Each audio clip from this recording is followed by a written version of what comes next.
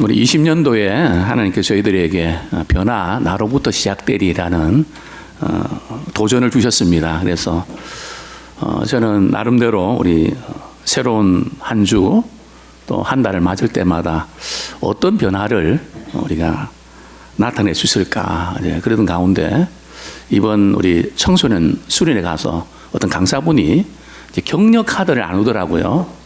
그래서 오늘 어떤 분은 못 받으신 분도 계시고 어떤 분은 받으신 분도 계신데 아마 오늘 마치고 나가면서 격려 카드를 공짜입니다. 네, 우리 한 장씩 뽑으시고요. 혹시 뽑으셨는데 이건 내 마음에 안 든다 그러면 다시 뽑으셔도 괜찮습니다. 이거는 말씀 카드가 아니니까 다시 뽑으셔서 정말 우리가 살아가는데 말 한마디가 우리에게 힘을 줄 수 있다면 얼마나 좋을까. 아까 우리 3층에 우리 찬양대 연습하는 시작 전에 제가 올라가서 우리 우종이한테 우종아 이 격려 카드야 한 장 뽑으렴 했더니 이제 우리 우종이가 딱 뽑았습니다. 그래서 한번 가까이 가서 봤죠. 내용이 뭐냐 뭐 이런 내용입니다. 너는 빛나고 있어. 너만 모르고 있는 것뿐이야. 너는 빛나고 있어.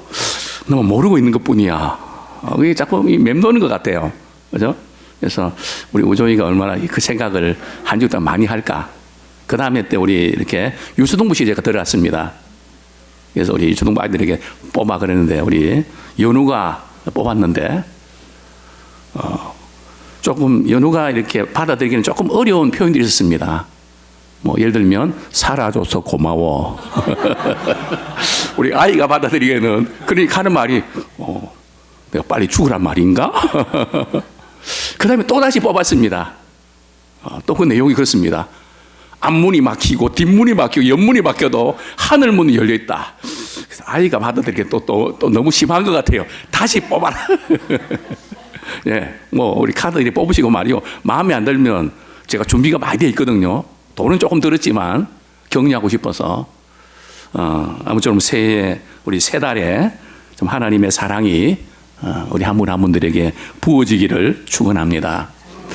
그 윤홍균의 자존감의 수업이라는 책에 보면 나는 사랑을 받을 수 없어요 라는 확고한 사람들이 있다고 합니다. 부모도 나를 버렸는데 엄마도 나를 사랑하지 않는데 누가 나를 사랑하겠어. 그래서 아예 결혼할 생각을 포기합니다. 왜냐하면 나는 사랑받을 만한 자격이 없으니까 괜히 사랑했다가 상대방 상처 주고 내가 상처받을까 봐 나는 사랑받을 만한 자격이 없다는 생각에 붙잡혀서 살아갑니다. 교회 나오면 하나님이 당신을 사랑하십니다. 정말 그것을 아멘으로 받아들입니다. 그러나 제정신이 돌아오면 그래도 하나님은 나 같은 사람은 사랑하지 않을 거야. 그 나 같은 사람은 하나님을 사랑해서 나를 제외시켜버리는, 그러면서 교회 생활을 한다는 게 얼마나 힘든지. 왜냐하면 하나님의 사랑을 받지 못한 상태에서 우리 말씀에 순종하고 잘해야 된다는 생각을 갖는 것 자체가 불행이거든요. 이 말씀은 조금 어폐가 있습니다. 하나님의 말씀은 하나님의 사랑을 받고 있는 사람에게 주어지는 선물이 되어야 되는데 하나님의 사랑을 받지 못한 상태에서 이것 해라 저거 해라 하면 화가 나고 짜증이 나고 막 분노가 생기고 이제 그렇게 되는 거죠. 그래서 신앙생활 참 오래 이렇게 하셨지만 과연 나는 하나님의 사랑이 마음에 부은 바 되고 있는가? 하나님의 사랑이 내 마음에 부어져 있는가? 아니 또 부어지고 있는가? 아직도 그 사랑 받고 있지요? 아니면 그때는 받았는데 지금은 없지요입니까? 그 사랑 지금도 받고 있지요. 되기 원합니다. 제가 장례식 때, 또 결혼식 때 자주 사용하는 본문이 있습니다. 물론 결혼식 때는 우리 고린도서 13장 13절 믿음, 소망, 사랑 이 세 가지는 항상 있을 것인데 그 중에 제일은 뭐라고요? 사랑이라. 새로운 출발하는 신혼부부들에게 얼마나 위로가 되는 말씀인지 모릅니다. 똑같은 말씀을 저는 장례식에도 설교합니다. 사랑하는 고인이 떠났을 때 우리의 마음에 이런 생각이 듭니다. 나는 앞으로 누굴 믿고 살지? 뭘 믿고 살지? 믿음의 기둥이 뽑힌 것 같습니다. 아침에 눈을 뜨고 일을 하고 그럴 때도 고인이 있어서 힘이 났고 기대가 되고 잘 될 거야 소망을 가지고 살았는데 소망의 기둥이 뽑힌 것 같습니다. 그 숱한 시간 속에서 나누었던 그 사랑의 크기가 너무 컸는데 그 고인이 우리 곁을 떠나면서 그 사랑의 텅 빈 공간을 무엇으로 채울 것인가? 그러면서 저는 이렇게 설교합니다. 이 세상에는 있다가도 없는 것이 있고 없다가도 있는 것이 있습니다. 그러나 항상 있어야 될 것이 있습니다. 그것이 바로 믿음이고 소망이고 사랑입니다. 오늘 사도 바울도 로마서 5장에서 믿음과 소망과 사랑의 중요성을 우리가 강조하고 있습니다.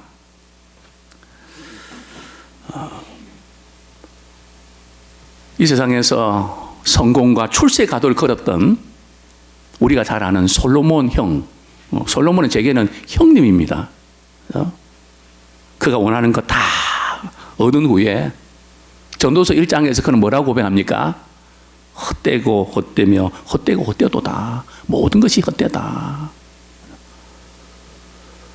성공을 목표로 살아가는 우리에게 아직도 경험도 못 해본 우리에게 이 말씀을 들을 때 화가 나지 않습니까?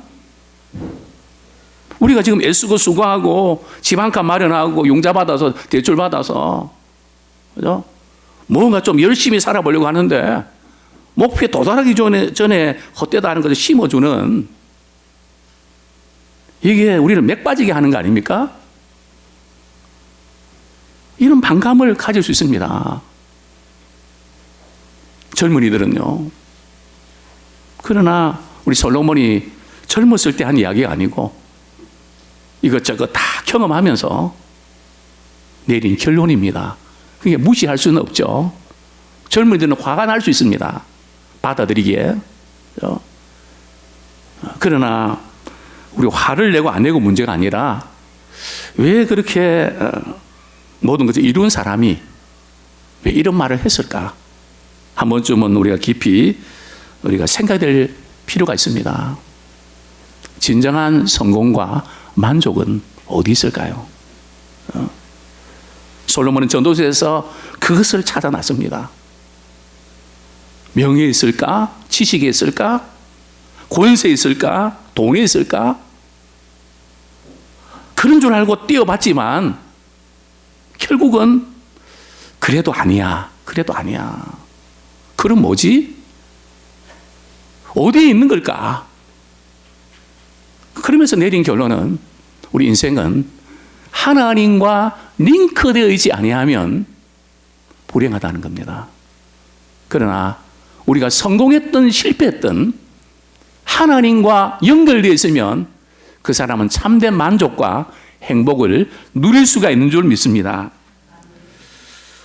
참 사도 바울은 오늘 로마서 5장 1절에서 믿음의 중요성을 강조합니다. 로마서 5장 1절 제가 읽어드립니다. 그러므로 우리가 믿음으로 의롭다 하심을 받았으니 우리 주 예수 그리스도로 말미암아 하나님과 화평을 누리자. 참 믿음의 중요성. 참 우리가 참 믿음을 가졌다는 거 이게 최고의 재산입니다. 하나님에 대한 믿음을 가지고 하나님의 은혜에 들어가게 됐다. 우리 2절에 보면 믿음으로 서 있는 이 은혜에 들어감을 얻었다. 하나님의 은혜 말이죠. 받을 수 있는 통로 있다. 하나님의 은혜대로가 활짝 열려 있다. 이 사실 자체가 엄청난 축복입니다. 또 하나님이 우리를 의롭다고 여기셨다. 사람들이 비난하고 조롱하고 멸시해도 나 같은 죄인이 용서함 받아서 주 앞에 옳담 얻음은, 사람들이 뭐라 그래도 주님이 나를 보실 때 내가 믿음으로 말미암아 의롭다고 여겨주신, 저는 찬양 부를 때 나 같은 죄인이 용서함 받아서 주 앞에 옳담 얻음은, 막 그 찬양 부를 때는 전율이나 같습니다. 주님 앞에, 주님 보실 때는 참 옳다고 여겨주는 사실이 얼마나 놀라운 사건인지, 이런 우리가 믿음을 우리는 선물로 우리가 받았습니다. 또 우리 믿음을 가진 사람들은 2절에 보면, 하반절에 보면 하나님의 영광을 바라고 즐거워하느니라. 우리의 소망은 어디 있습니까? 세상에서 잘 되는 거 필요합니다. 물질도 있어야 되고요. 또 성공도 해야 되고, 명예도 얻어야 되고, 또 자녀들도 잘 돼야 되고, 또 건강해야 되고. 요즘 인터넷에 신종 바이러스로 인해서 확진 판결을 받았다. 뭐 몇 명이다. 많이 뜨는데요.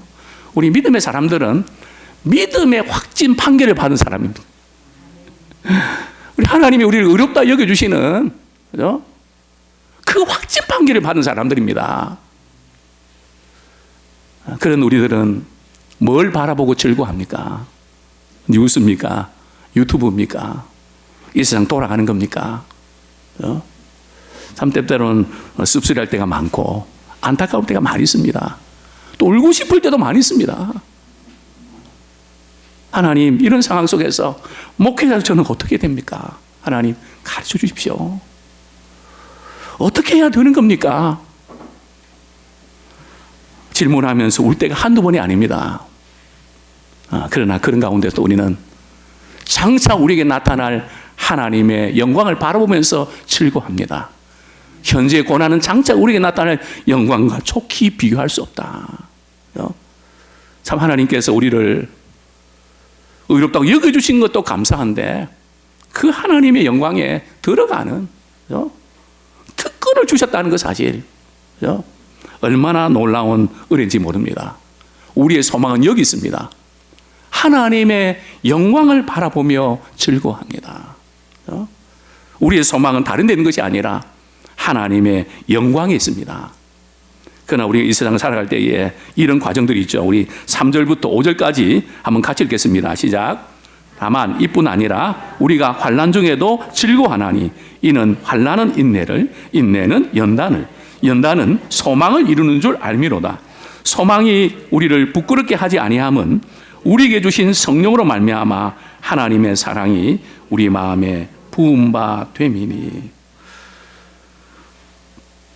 그렇습니다.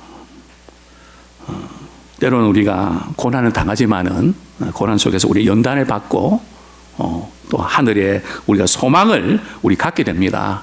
근데 우리의 소망은 결코 부끄럽지 않습니다. 세상의 소망은 안 되면 부끄럽습니다. 신자의 소망은 결코 부끄럽지 않습니다. 시험에 떨어지면 부끄럽습니까? 진급에 누락되면 부끄럽습니까? 일이 꼬이면 부끄럽습니까? 물론 실망은 되는 건 사실입니다. 실패할 때 마음이 아픈 것도 사실입니다. 그러나 우리가 부끄럽지 아니하는 것은 하나님의 사랑이 아직도 우리 속에 남아있기 때문에 그렇습니다. 그분이 여전히 사랑하시기 때문에 이를 통해서 우리가 알지 못한 놀라운 일들을 그분이 이루실 것을 믿기 때문에 우리는 부끄럽지 않습니다. 고난은 하나님의 사랑을 확실하게 경험하는 기회입니다.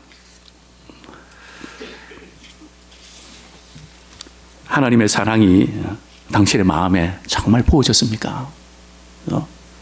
저는 어제 우리 기도원에 올라가서 하나님, 교회 생활 하지만 하나님의 사랑이 우리 마음에 부음되지 않아서, 내가 사랑하지 못하기 때문에, 내가 하나님의 사랑이 부어지지 않기 때문에 하나님의 사랑이 흘러가야 되는데 다른 것이 흘러가서 마음의 상처와 아픔을 주는 우리 성도들이 있다면, 하나님의 사랑을 머리로 아는 게 아니라 하나님의 사랑이 그 마음에 부음바 되게 해주십시오. 하나님의 사랑이 부어지지 아니하면 우리가 신앙생활을 어떻게 합니까? 그죠? 이건 불가능합니다. 임파서블입니다. 그죠? 하나님의 사랑이 부어져야 찬양하고 싶은 겁니다. 하나님의 사랑이 부어져야 기도하고 싶은 겁니다. 하나님의 사랑이 없는데 세상 가운데도 힘들고 어려운데 어떻게 남을 생각하고 어떻게 봉사하고 우리가 어떻게 헌신할 수 있습니까? 남는 것은 짜증과 원망밖에 더 있겠습니까? 하나님의 사랑이 부어져야 됩니다. 하나님의 사랑을 부어주십시오. 그죠? 내가 참된 신자인지 아닌지 우리가 어떻게 알 수 있을까요? 내가 참된 신자인지 아닌지 성경식 좀 알고 봉사 몇 가지 하고 뭐 그러면 되는 걸까요? 딱 이렇게 확신 판결하는 기준이 있습니다. 열을 재보면 압니다. 열이 몇 도인가? 뭐 그런 것처럼 하나님의 사랑이 우리 마음에 퍼져 있어야 됩니다. 우리의 삶 속에 하나님의 사랑이 삶의 구석구석마다 뿜어나야 됩니다. 왜냐하면 하나님의 사랑이 우리 예수님을 믿을 때 우리 속에 들어온단 말이죠. 하나님의 사랑이 들어오면 우리를 푸시합니다. 내가 사랑하기 싫어도 사랑해야 됩니다. 그래서 사도 바울은 하나님의 사랑이 나를 강건하시는도다. 오늘 우리는 찬양 드렸습니다. 그 크신 하나님의 사랑 어찌다 말로 형용하니, 하늘을 두루마리 삼고 바다를 먹물로 삼아도 한없는 하나님의 사랑 다 기록할 수 없네. 이 찬양 부르면서 우리는 어떤 마음을 갖게 됩니까? 그 크신 하나님의 사랑 실감나십니까? 하늘을 두루마리로 삼고 바다를 먹물로 삼아도 그동안 베푸신 하나님의 사랑을 나는 일일이 다 표현할 길이 없습니다. 이런 하나님의 이 사랑을 우리가 경험하기를 소원합니다. 그런데 사랑이 큰지 작은지 어떻게 합니까? 그 기준은 두 가지입니다.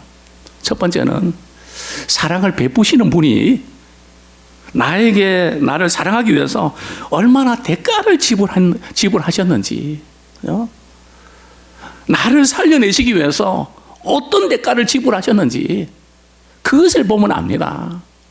그건 하나님께서는 우리를 이처럼 사랑하사 하나밖에 없는 독생자 예수 그리스도를 우리가 죄악 가운데 신음하며 죄의 종노릇하는 것을 보다 못해서 그 아들을 보내셔서 그 아들을 십자가에 못 박게 하시고 3일 만에 살아나셔서 그분을 믿는 자에게 영원한 생명을 선물로 주셨습니다. 하나님이 우리를 사랑하는 대가는 엄청난 대가입니다. 그래서 그 사랑은 엄청난 겁니다. 두 번째로는 사랑을 받을 만한 자격이 있는가? 받을 만한 자격이 있는가에 따라서 사랑의 크기가 달라집니다. 과연 나는 사랑을 받을 만한 자격이 있는가? 우리 신앙생활 하면 믿음이 성장했다는 건 다른 게 아닙니다. 어떤 사람은 나는 사랑받을 만한 자격이 없다고 해서 문제가 되고, 어떤 사람은 나는 이만큼 했으니까, 나는 이만큼 신앙생활 열심히 했으니까, 나는 이만큼 봉사했으니까 나는 하나님의 사랑을 받을 만한 자격이 있어. 근데 왜 하나님은 안 해주시는 거예요? 내가 이렇게 했잖아요. 이것 또한 문제입니다. 우리가 신앙이 성장하면 성장할수록 우리는 주님 앞에서 하나님, 나 같은 사람이 하나님의 사랑을 받을 만한 자격이 없습니다. 그런데 왜 나를 사랑합니까? 저는 이 찬양 부르면서 많이 웁니다. 왜 날 사랑하나? 왜 날 사랑하나? 왜 날 사랑하나? 왜 날 사랑하나? 그죠? 참 사랑할 이유가 전혀 없는데 주님은 왜 이렇게 사랑하나? 그죠? 어떤 사람은 하나님 아버지 이렇게 부르면 그 사랑에 눈물 나는 분이 있습니다. 하나님 아버지의 사랑과 육신의 아버지의 그 사랑이 크로즈업되면서 그 사랑에 눈물 나는 분들이 있습니다. 또 어떤 분은 하나님 아버지 할 때, 아버지 하면 분노가 생기고 막 상처가 있고 막 뭐가 이렇게 거부감이 생기고 막 아버지에 대한 증오감이 막 올라오는, 그래서 하나님 아버지의 사랑이 잘 안 느껴집니다. 그 어려움을 아십니까? 부모님의 사랑을 제대로 받지 못한 사람이 하나님의 사랑도 때로는 받기에 힘들어지는 분도 있다는 사실을요.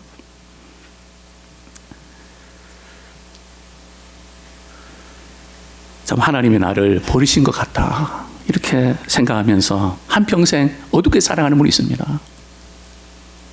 왜냐하면 부모님이 나를 버렸으니까. 하나님이 살아계신다면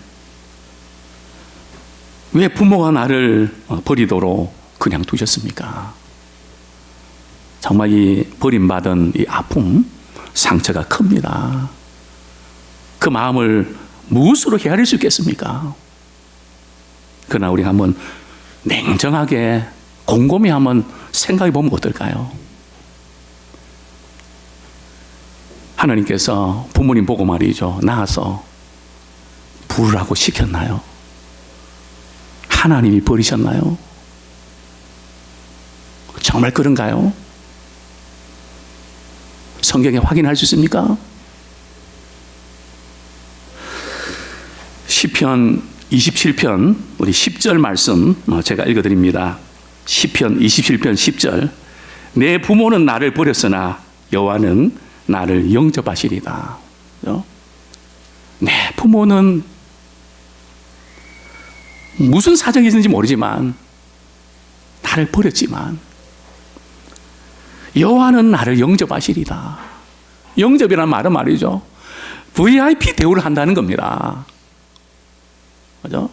특별히 대우한다는 겁니다. 그죠? 부모는 나를 버렸지만 우리 하나님은 우리를 영접하신다. 바로 그 주인공이 저와 우리가 아닙니까? 그죠?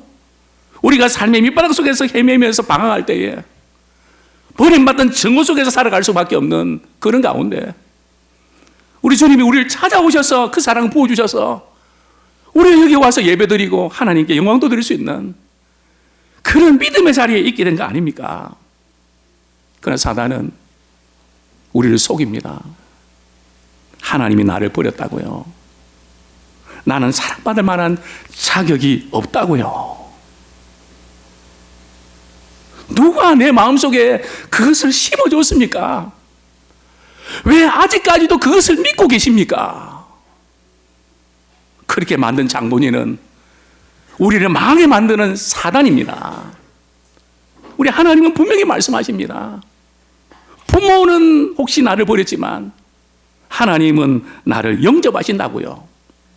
에덴 동산에서 아담과 하와의 운명은 언제 결판이 난지 아십니까? 아담과 하와가 에덴 동산에서 하나님의 음성을 들으면서 살아갈 때 행복했습니다. 그러나 갑자기 사단이 와서 사람과 따먹으면 선악을 알게 하는 나무 열매 따먹으면 하나님 지으처럼 될까봐 하나님께서 못 먹게 만든 거야. 그죠? 그 말 한마디에 하와는 귀가 솔깃했습니다. 아담도 유혹을 당했습니다. 이제 저는 도전합니다. 부모는 나를 버렸지만 여호와께서는 나를 영접하신다 그 말씀을 믿으시겠습니까? 아니면 사단의 말을 나는 사랑받을 자격이 없다고 한평생을 죽을 때까지 그걸 가지고 가겠습니까? 이제 하나님의 말씀을 믿으시기를 원합니다. 누구의 말을 듣는가에 따라서 인생의 운명은 결정이 납니다. 성경은 이렇게 말씀합니다. 요한복음 3장 16절 하나님이 세상을 이처럼 사랑하사 독생자를 주셨으니 이는 저를 믿는 자마다 멸망치 않고 영생을 얻게 하려 하심이라. 우리는 망하는 존재가 아니라 영원한 생명을 얻는 존재입니다. 왜요? 하나님이 우리를 이처럼 사랑해 주셨으니까요. 믿음이 뭔지 아십니까? 기독교에서 말하는 믿음이 뭘까요? 뭘 믿는다는 걸까요? 바로 그것은 하나님의 사랑에 대한 믿음입니다. 하나님이 이처럼 우리를 사랑해 주셨다는 그 사실을 믿는 겁니다. 우리가 예수님을 믿는 순간에 어떤 일이 벌어진지 아십니까? 우리 요한일서 4장 16절 우리 한번 찾아보겠습니다. 요한일서 4장 16절 우리 같이 한번 읽겠습니다. 시작. 하나님이 우리를 사랑하시는 사랑을 알고 믿었노니 하나님은 사랑이시라. 사랑 안에 거하는 자는 하나님 안에 거하고 하나님도 그의 안에 거하시니라. 우리가 알고 믿는 근거가 뭔가 하면요, 그 믿음의 내용이 뭔가 하면 하나님이 우리를 사랑하신다는, 하나님은 사랑이시라는 그것을 믿는 겁니다. 그것을 믿는 순간에 하나님이 우리 안에 거합니다. 하나님이 우리 안에 거한다는 게 뭔가 하면 하나님의 사랑이 우리 안에 들어온다는 겁니다. 믿는다는 건 다른 거 아닙니다. 무슨 이론과 뭐 이런 것이 들어오는 게 아니고요. 하나님의 사랑이 우리 안에 쑥 들어옵니다. 지금 이제 우리 마스크도 쓰고 악수를 못 하니까 이제 옆에 사람들 이렇게 인사하고는 못 하겠습니다. 참 하나님의 사랑이 우리 속에 쏙 들어오셨습니까? 하나님의 사랑이 우리 마음에 부은 바 되셨습니까? 관건은 바로 여기 있습니다. 저도 주님의 우리 사랑을 경험한 후에 참 회개하고 참 눈물의 기도를 드렸던 기억이 납니다.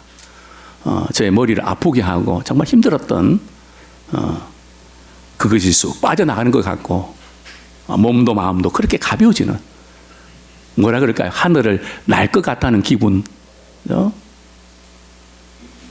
그리고 집으로 돌아오는데 세상 그대로 있는데 제가 변했습니다.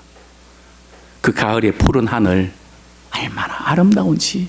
이전에는 모든 것이 싫었습니다. 모든 것이 원망과 불평이었습니다. 하늘은 더럽게 파랗네. 모든 것이 더럽게 가더랍니다. 사람이 한번 생각이 잘못되면 모든 게 보이는 것이 이상하게 보이더라고요.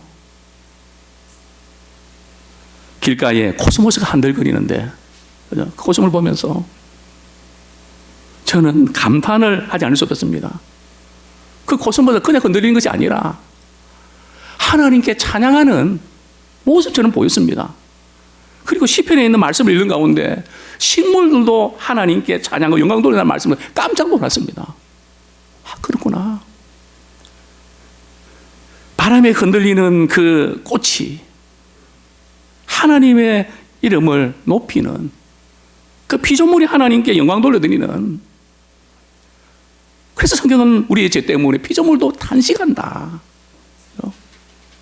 그래서 저는 우스갯소리로 그런 이야기 합니다. 우리가 은혜 받으면 우리 집에 개가 제일 잘합니다. 우리 주인 변했네.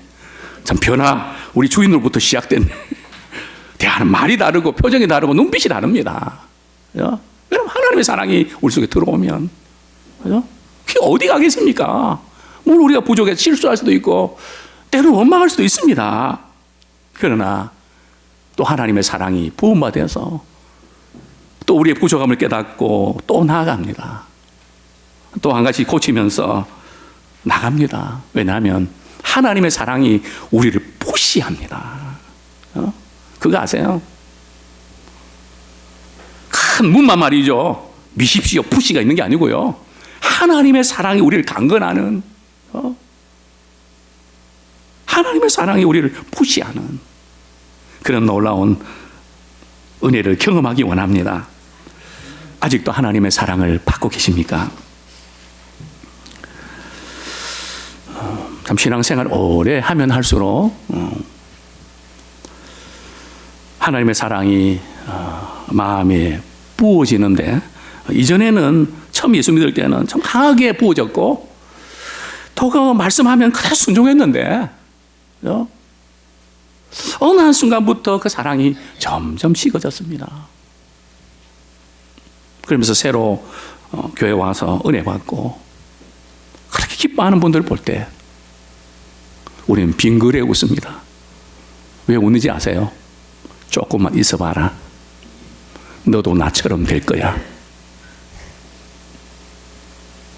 저는 목회하면서 깊은 회의에 빠졌습니다. 이게 뭐지? 왜 신앙생활 처음 하면 할수록 사랑이 많은데 오래 하면 할수록 사랑이 식어지는 걸까? 도대체 그 이유는 뭘까? 바로 그 부분을 오늘 말씀을 통해서 다시 한번 점검하고 회복하기 원합니다. 왜냐하면 우리 하나님의 사랑이 지금도 여전히 부어지고 있습니다. 그런데 그 하나님의 사랑이 우리 가운데 부어지는데 뭐가 막혀 있다는 거죠. 하나님의 사랑은 말이죠, 아메리카노와 상관없이 무한 리필입니다. 이 말이 무슨 의미인지 아십니까? 카페에 가면 말이죠, 저는 카푸치노나 라떼를 좋아하거든요. 달달한 거. 근데 그거는 리필이 안 된대요. 그럼 뭐가 됩니까? 그러면 아메리카노만 된대요. 우리 하나님의 사랑은 말이죠, 아메리카노와 상관없이 모든 게 다 리필이 됩니다. 가격과 상관없이, 양과 상관없이 하나님의 사랑은 늘 우리 속에 부어집니다. 그런데 우리가 신앙생활 오래 하면 할수록 하나님의 사랑이 식어지는 것을 느끼는데, 왜 그런가 하면 우리가 하나님의 말씀을 많이 이제 듣고 그러다 보면 우리는 어느 한순간에 내가 말씀에 순종하지 못하기 때문에 사랑받을 만한 자격이 없다고 생각하게 됩니다. 이게 문제입니다. 우리가 말씀에 순종하면 사랑받을 만한 자격이 있는 건가요? 자녀가 부모한테 잘하면 사랑받을 만한 자격이 있는 건가요? 잘생기고 공부 잘하고 말 잘 듣고 용돈 꼬박꼬박 잘 주고 보너스까지도 주고 그러면 사랑받을 만한 자격이 있는 건가요?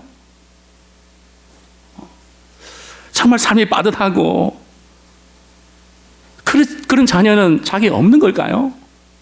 그렇지 않습니다. 자녀는 부모가 나를 낳았기 때문에 자격이 있는 겁니다.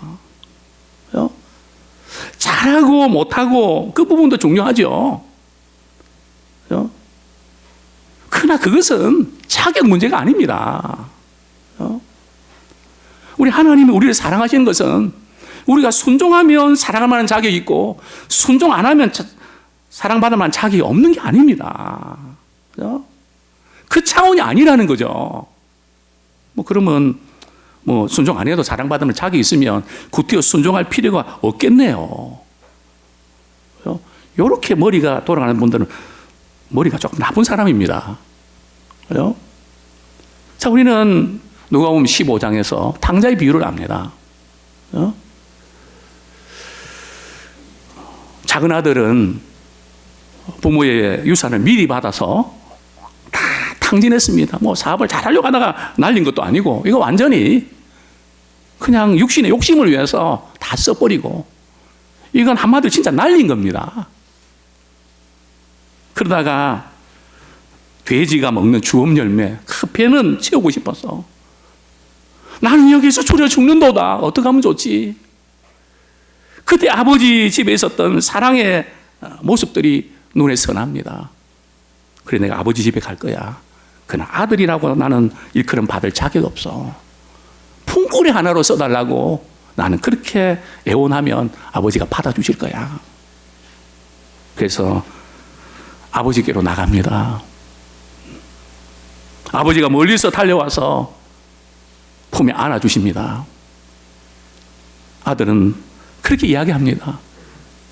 나는 아들이라 일컬음 받을 자격이 없습니다. 아버지는 노 코멘트입니다. 그리고 종들에게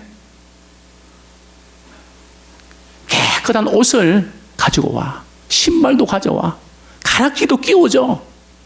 아들의 자격을 회복시켜 주십니다. 아들이 잘했을까요? 아들이 무슨 자격이 있었을까요? 아들은 자격이 아닙니다. 예수 그리스도를 믿는 자에게는 하나님의 자녀가 되는 권세를 주셨습니다. 이게 자꾸 우리가 신앙생활 하면서 순종 못하는 것 때문에, 내가 못하는 것 때문에 나는 자격이 없다, 이게 상처가 돼갖고 이게 피의식이 되어서 점점 신앙생활에 어려움을 겪는 분들을 우리는 종종 우리가 보게 됩니다. 반면에 이 잔치를 베풀고 있는데 큰아들이 집에서 풍악 소리 들리니까 종들에게 묻습니다. 이게 무슨 소리냐고. 종이 이렇게 이야기합니다. 당신 동생이 집에 살아 돌아왔다고 아버지가 너무 기뻐서 살진 송아지 잡아다가 잔치를 벌이고 있는 거라고. 이 아들은 안 들어갑니다. 아버지가 나옵니다. 그리고 따집니다.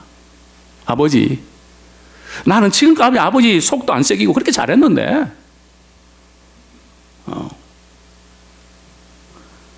저 동생은, 그죠? 동생이란 말도 안 합니다. 그죠? 저 자식은 완전히 그냥 깽판 치다가 돌아왔는데 저렇게 잔치를 벌여주고 웬 말입니까? 섭섭합니다. 나는 그동안 이렇게 잘했기 때문에 나는 사랑을 받을 자격이 있지 않습니까? 부모가 나한테 해준 게 뭐가 있습니까? 바로 요 대목입니다. 이게 지금 잘하고 못하고 그 문제일까요? 이것은 뭐 잘하지 말라, 못해라 이런 뜻이 아닙니다. 비록 우리가 말씀에 순종을 하지만 순종 못했음에도 불구하고 우리는 하나님의 사랑을 받을 만한 자격이 있단 말이죠. 왜 나 같은 사람을 사랑하는가 하는 그 사랑에 잠길 때에 순종할 수 있는 힘도 생기는 겁니다. 근데 우리 여기서 나 사랑받을 만한 자격이 없어. 그러니까 저 사람도 나한테 그런 말을 하는 거지, 나를 그렇게 대하는 거지, 나를 그렇게 보는 거지, 이러면서 모든 것이 아픔이 되는 겁니다. 예수님이 언제 우리를 위해서 십자가에 못 박히셨던가요? 자격이 있을 때였던가요? 정말 순종하지 못하는 것 때문에 사랑받을 자격도 없는 걸까요? 성경은 이렇게 말씀합니다. 우리 로마서 5장 6절에 보면 우리가 아직 연약할 때에 규약대로 그리스도께서 경건하지 않은 자를 위하여 죽으셨습니다. 연약할 때에. 또 성경은 말씀합니다. 우리가 아직 죄인 되었을 때, 로마서 5장 8절. 그리고 또한 성경은 로마서 5장 10절에 보면 우리가 원수 되었을 때, 한마디로 우리가 사랑받을 만한 자격이 전혀 없을 때에 예수님께서 이미 우리를 위해서 십자가에 못 박혀 죽으신 겁니다. 십자가 사랑은 자격으로 받는 게 아닙니다. 그죠? 예수 믿기 이전도 이후도 마찬가지입니다. 다만 그러면 왜 성경에서, 왜 설교 시간에 하나님의 말씀에 순종하는 것을 그렇게 강조하면서 못하게 되면 피해의식도 느끼고 나는 그냥 믿음이 없는 사람 같아, 사랑받을 만한 자격이 없는 사람 같아, 그런 걸 느끼도록 만드셨습니까? 이렇게 항변할 수도 있을 겁니다. 근데 그 이유가 뭘까요? 어떻게 하면 우리가 하나님의 사랑이 계속 부어지는 것을 경험할 수 있을까요? 먼저 우리가 꼭 붙잡아야 할 것은 나는 아무 자격이 없지만은 나를 하나님께서는 끔찍이 사랑해 주셨다. 이 사실을 꼭 붙잡고 나가길 원합니다. 내가 잘하고 못하고에 관계없이 처음부터 자격이 없는 나를 하나님이 이렇게 사랑하셨다. 그런데 하나님께서 우리에게 말씀에 순종하라고 하신 이유가 뭘까요? 우리 요한일서 4장 12절 제가 읽어드립니다. 어느 때나 하나님을 본 사람이 없으되 만일 우리가 서로 사랑하면 하나님이 우리 안에 거하시고 그의 사랑이 우리 안에 온전히 이루어지니라. 이 말씀을 좀 이렇게 좀 설명하면 어떨까요?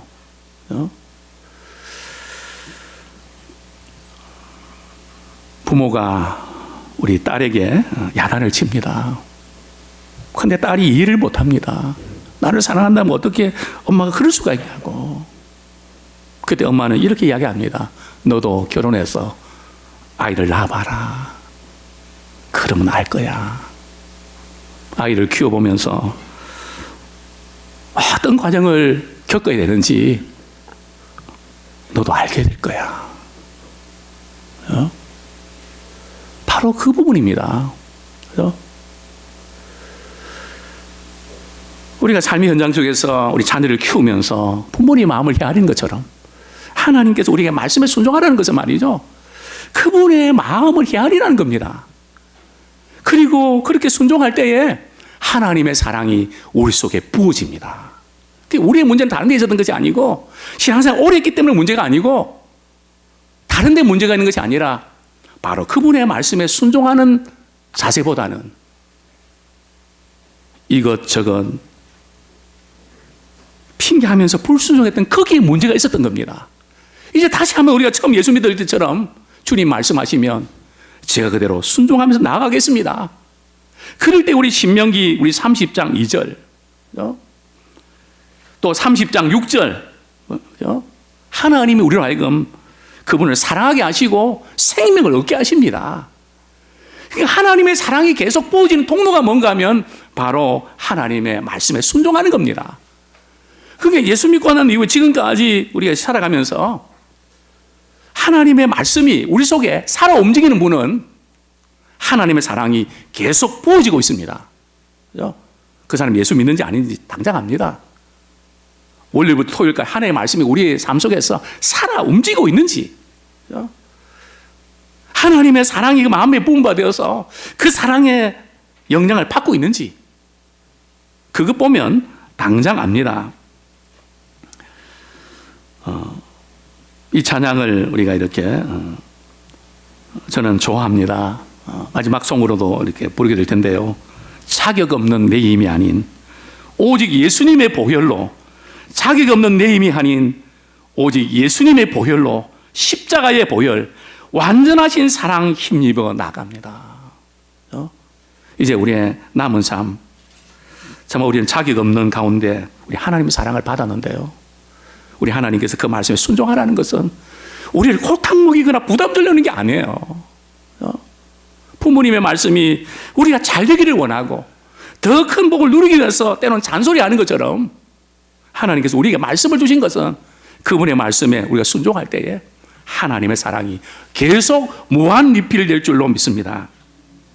이제 우리는 그 사랑 받아서 그 사랑을 흘려보내야 됩니다. 아무 자격이 없는 사람 찾아서 그 사랑 흘려보내는 우리 한 분 한 분 되기를 축원합니다. 이 시간 우리 말씀 붙잡고 하나님의 사랑이 부어지는 그런 신앙생활을 하고 싶습니다. 그 사랑 안에서 계속 리필되며 살기 원합니다. 다른 이유가 아니라 정말 그분이 원하시는 말씀대로 살고자 하면